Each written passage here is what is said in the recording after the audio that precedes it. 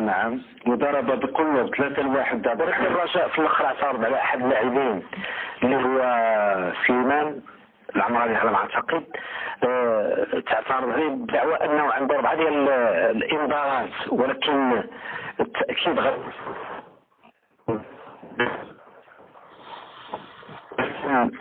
اخر الاخبار غتكون موجوده عن سمير بشير من اسف. حتى في المباراة الأولى عبد الرحمن يعني اللي تفتتحت بها البطولة ما بين اسي والرجاء، كان هناك اعتراض من الإدارة التقنية ديال الأولمبيك اسفي على الفوز بنزرتي وفي الأخير فيها الحظ. المهم على اي نحن نتساو معنا سمير بشير من اسي. سي سمير مرحبا استاذ عبد الرحمن من جديد. كنعتقد بان هذا الموضوع استاذ عبد الرحمن كما قال السي حسن شعيب اعاد نفسه من جديد. هذا الموضوع تبان استاذ عبد الرحمن في الدوره الاولى من البطوله الاحترافيه بعد الاعتراض التقني والتاريخي مع الرجاء مع رئيس السي عبد الرحمن ومع المدرب. يعني تعاود نفس السيناريو تعاود ديال الدوره الاولى، ولكن بطريقه غير مغايره. كنعرفوا بان الملف ديال الجوله الاولى من البطوله الاحترافيه استوى لان اولمبيك اسافي قرر بإلغاء 16 وامن بالحكم ديال الجامعه الملكيه المغرب القدم اللي تبقى في لجنه الاستئناف. الان كاين مستجد وان اداره الرجاء وضعت طعن رسمي لدى الجامعه يوم الاثنين الماضي كتقول فيه بان اللاعب سليمان العمراني متاكده انه عنده 4 البطاقات الصفراء ومعززا المراسله ديالها بواحد الفيديو.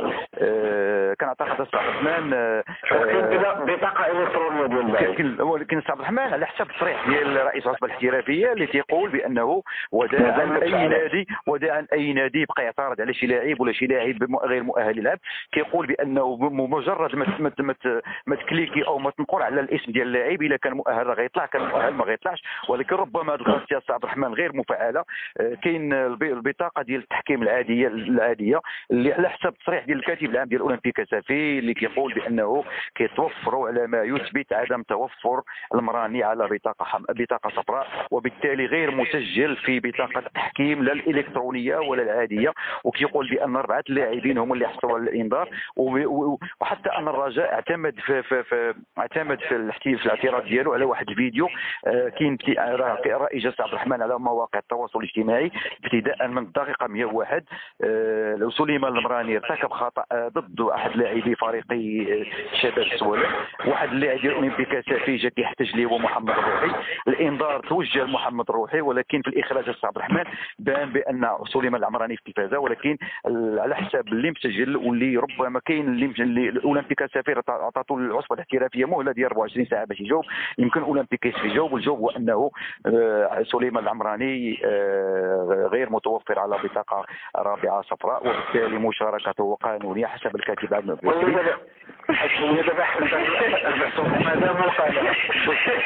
وما يمكنش لا بالنسبه للرجاء ولا بالنسبه للاسيا عبد الرحمن ما يمكنش انه نوضعوا الشماعه على واحد اللاعب.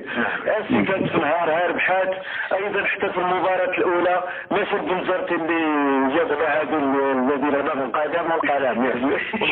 الغالب بس عبد الرحمن وسط الماتش ثالث واحد الحاله اخرى هي ديال عبد الغفور الاميرات، ثالث واحد الحاله اخرى معناه من يعني النيه كانت ديال البعض وانه من بدايه المباراه تكون شكوك حول البطاقه الصفراء. كان اللاعب الاميرات هو عنده 4 البطاقات الصفراء في الماتش قبل وبيرجع يعني يستنفذها في الماتش ديال خريبكا، وكانت المشاركه هو قانونيه. يعني بحال هذه المواضيع استاذ عبد الرحمن ما خصهاش تبقى لان تثير البلبله. وكاين لجان جامعيه اللي مكلفه بالبطاقه الصفراء والبطاقه الحمراء، وما كنعرفوش ان علاش البعض كيحشر نفسه. وحتى الجامعه الان انا ربما كنقول استاذ عبد الرحمن العصبه الاحترافيه علاش لازالت اولمبيك اسافي وهي اللي كتعطي البطائق ديال اللاعبين وهي اللي كتوقف اللاعبين. اذا حتى هذه المراسله اللي مجات الاسفي ربما استاذ عبد الرحمن مراسله غير منطقيه، ما دام كاين لوحه كاينه بطاقه التحكيم الالكترونيه وكاين بطاقه العاديه ديال التحكيم استاذ عبد الرحمن. سي سمير ما كانش عاجبك التحفيزات الماليه ديال الاولمبيك اسفي عطات الاكل ديالها مؤخرا؟ انا لا زلت على الراي ديالي لان الفريق الان كاين غادي مزيان، ولكن التحفيزات كتبقى سي حسن كتبقى سيفندو حد الدين. وتصور معي عبد الرحمن انه الفريق في الماتش ديال الرجاء قالت لهم بجوج المليون، مليون منحه الرئيس، هذا المصطلح الجديد اللي دخل، ومليون ونص ديال الفرقه. وتصور عبد الرحمن انه 30 دوره غنبقاو نعطوا مليون ونص، ملي غنجوا للحساب المالي وغنجوا للتقرير المالي غنلقاو الفريق غارق. لان الفرق الان مرتبطه بشخص عبد الرحمن، ماشي ما حنا اللي كنقولوا هو ان بغينا تكون انديه مؤسسات، انديه اللي ولو يمشي رئيس ويجي رئيس تكون مبنيه على اسس متينه، ماشي لان الحال مجموعه ديال الانديه عبد الرحمن اللي شفنا حضرت وارتبطت بشخص. الان خاص اولمبيك كاسيني خاص مرتبط ماليا بشخص، ولكن هذه سنه نقولوا سنه استثنائيه، ولكن اعضاء المكتب عبد الرحمن تيقولوا بانه التزموا بالمنح العاديه اللي هي 4500 درهم، والتزموا بالراتب الشهري، لان لاعبين اخرين في فرق اخرى ما كياخذوش هذه المنح عبد الرحمن. راه اللاعبين ديال